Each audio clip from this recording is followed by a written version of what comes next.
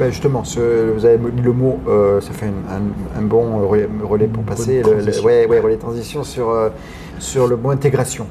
Parce qu'aujourd'hui, on l'entend beaucoup. Hein, en France, on a eu le mot immigration et maintenant on a aussi l'intégration.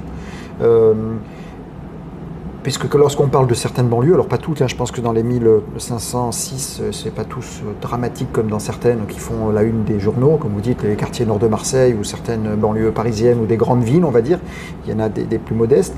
Est-ce qu'il n'y a pas, c'est une question ouverte, hein, de quelqu'un qui connaît, qui fréquente ces quartiers, un problème d'intégration de ce que disait la dame là qui nettoyer la pièce avant qu'on arrive. Il disait qu'il y a certains immigrés, elle-même est immigrée espagnole, mais qu'il y a des immigrés des fois qui ont du mal à s'intégrer parce qu'ils ramènent en plus de...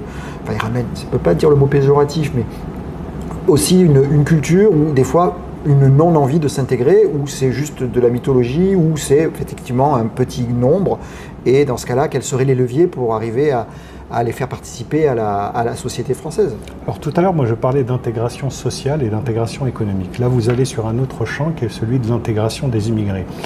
Alors, c'est très important. De qui on parle?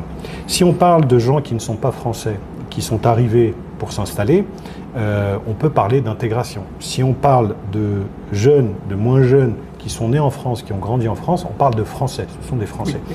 Ça, c'est une distinction très importante à faire.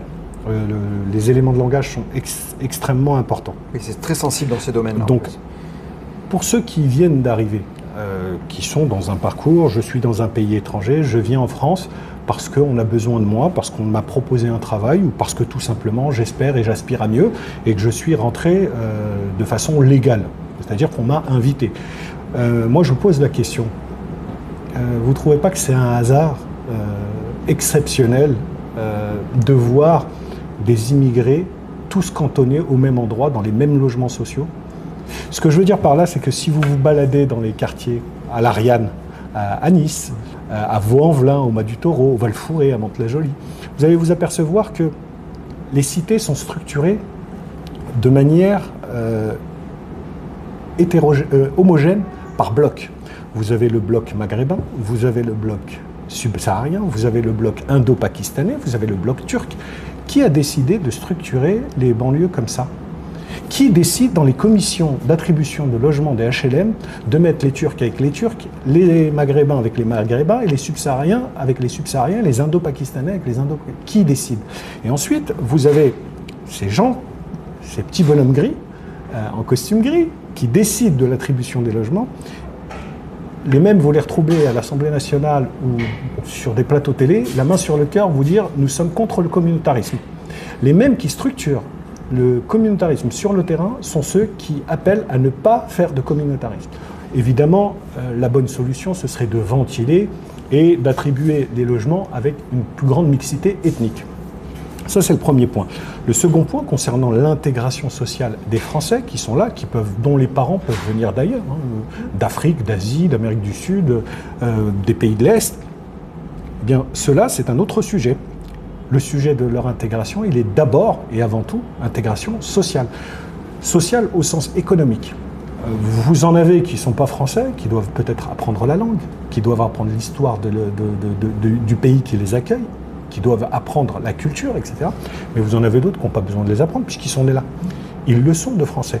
Ils ont appris pour beaucoup à l'école ce qu'était leur pays, ils connaissent parfois la Marseillaise, ils soutiennent l'équipe de France quand elle joue au foot, etc., etc. Donc ils sont déjà, ils ont une fibre patriotique. Je dis souvent, on me dit souvent que c'est de la plaisanterie, mais il y a un petit message derrière. Le premier pas du patriotisme, c'est quand je mets mon drapeau ou mon maillot bleu, blanc, rouge devant un match de foot et que je soutiens mon équipe. C'est ça le premier pas vers le patriotisme. Ça dit beaucoup de choses. On pourra y revenir.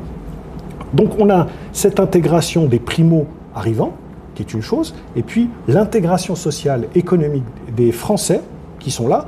Et d'ailleurs, ce n'est pas un sujet uniquement de banlieue, c'est aussi un sujet dans la ruralité et dans d'autres coins. Mais là, il est plus concentré. Là, il est plus concentré parce que c'est vrai, la banlieue souffre d'une image liée à une forme de réalité. Il y a des difficultés en banlieue, il y a des problématiques de drogue, il y a des problématiques d'insécurité, il y a des problématiques liées au radicalisme religieux. Tout ça, il ne faut pas le nier, évidemment. Mais vous avez 99% de la population qui est là qui souffre de ces clichés-là, qui souffre de cette minorité qui pourrit la vie. Et lorsqu'on fait des études sur l'emploi, sur les discriminations liées au nom, liées à l'origine, liées au code postal, parce que vous pouvez être blanc et habiter le Val-Fouré, je peux vous dire que ce sera un peu plus compliqué que si vous aviez mis Versailles sur votre CV. Évidemment que tout ça existe. Mais le sujet aujourd'hui, c'est vraiment le développement économique et d'activer le levier économique sur ces territoires.